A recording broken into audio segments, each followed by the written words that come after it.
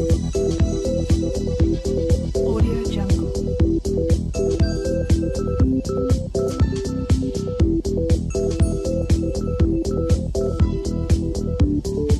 Audio Jungle.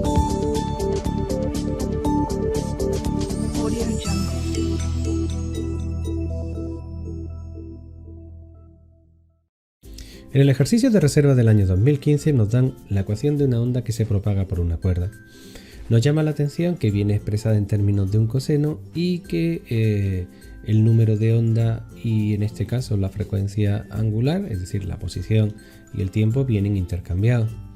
Nos piden que indiquemos los valores de las magnitudes características de esta onda y su velocidad de propagación.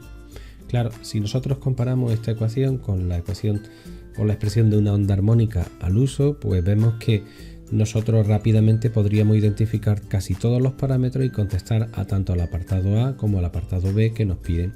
Sin embargo, a la hora de describirlo nos quedaría la duda si la onda se desplaza hacia la derecha o a la izquierda. Rápidamente, como siempre nos dicen que como el número de onda, su signo nos va a dar el sentido, pues empezaríamos a decir que esta onda pues se va a desplazar hacia la izquierda, y aquí cometeríamos un gran error. Esta es la razón por la que muchas veces es importante expresar la ecuación de onda en términos de la ecuación que nosotros realmente conocemos y somos capaces de describir.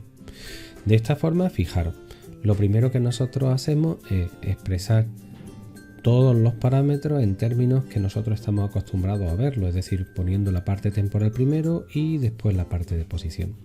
Pero fijaros que hemos invertido el signo, es decir, es como si nosotros le hubiéramos cambiado todo el término a la expresión. Y mira qué cosa más curiosa, cuando tenemos el coseno de un ángulo negativo es lo mismo que el coseno del ángulo positivo, así que ya lo tenemos aquí. Con lo cual resulta ahora que mi onda realmente no se estaba desplazando hacia la izquierda, sino que realmente se estaba desplazando hacia la derecha. Ahora sería bueno expresarlo, en vez de en términos de coseno, expresarlo en términos del seno, y esto nos va a permitir conocer realmente cuál es la fase inicial. Que esta es la razón por la que se escribe en términos del coseno, para no tener que escribir la fase inicial. Asumen ellos que la fase inicial es 0, porque cuando hablamos del foco, para tiempo 0 y posición 0, si os dais cuenta, si la fase inicial, tal como viene aquí en esta expresión, fuera 0, pues entonces el coseno sería 1 y la partícula se encontraría a tiempo 0, como veis, en su valor máximo, que esta es la razón por la cual lo escriben así. Es para evitar tener que poner la fase inicial. Sin embargo, nosotros sabemos que por encontrarse en un término de amplitud máxima, si usáramos la expresión del seno, obviamente al tener el tiempo 0 y posición 0, el seno sería nulo. Así que lo que nosotros sabemos es que la fase inicial, ¿vale? El ángulo inicial, pues tiene que ser de pi medio. De esta forma, mira, ahora sí podemos comparar las dos expresiones que nos han dado. Esta es la del enunciado. Como veis, es una onda que va desplazándose hacia la derecha, ¿vale? Y coincide perfectamente con la que nosotros hemos descrito. Insisto, estos cambios no serán necesarios si no tenemos que hacer una descripción por completo del movimiento, pero si tenemos que hacer una descripción pues realmente del movimiento, nosotros tendríamos que escribir la onda así, puesto que así conoceríamos perfectamente todos los parámetros. Ahora ya sí podemos decir que la amplitud de esta onda será de 0,3 metros, la rapidez angular de 40 radianes por segundo, el número de onda de 0,4 metros a la menos 1, y a partir de aquí pues describiremos el periodo, que es de 0,05 pi segundo, la longitud de onda, que será de 5 pi metros, y a partir de estos dos términos podremos definir la velocidad de propagación de la onda a través de la cuerda, que fijaros que sale de 100 metros por segundo.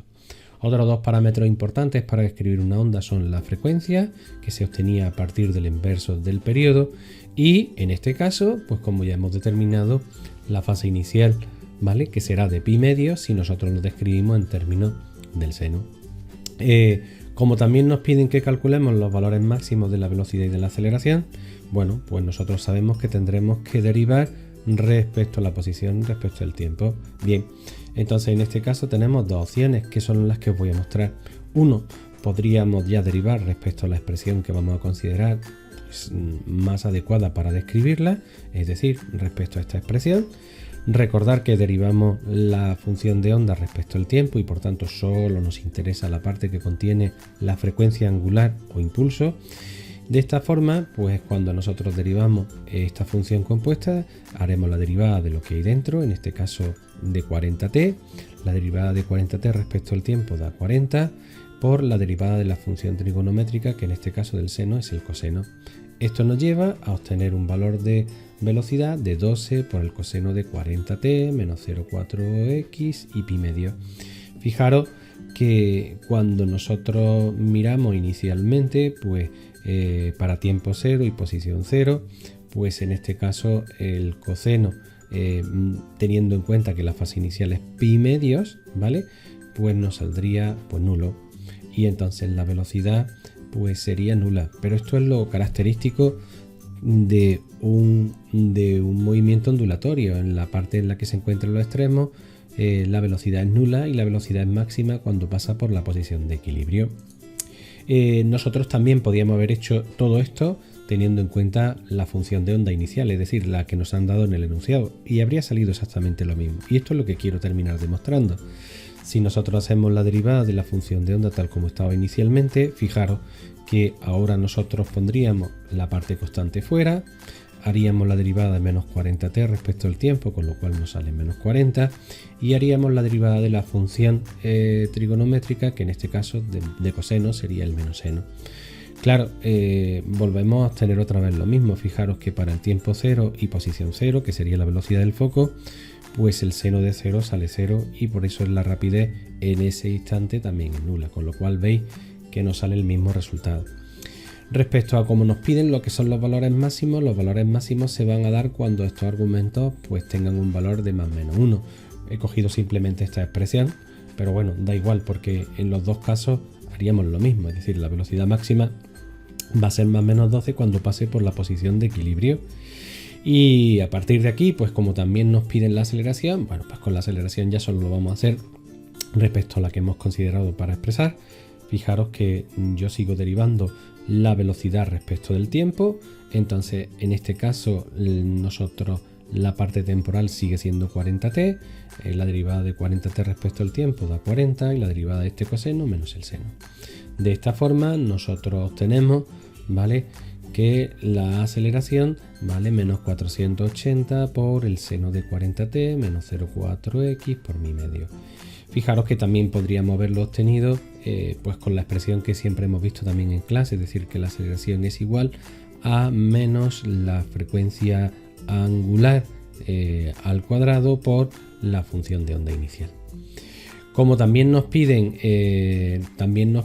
lo que es la fase, la diferencia de fase entre dos puntos separados, 2,5 metros, y tenemos que recordar que la fase es el argumento de la función trigonométrica.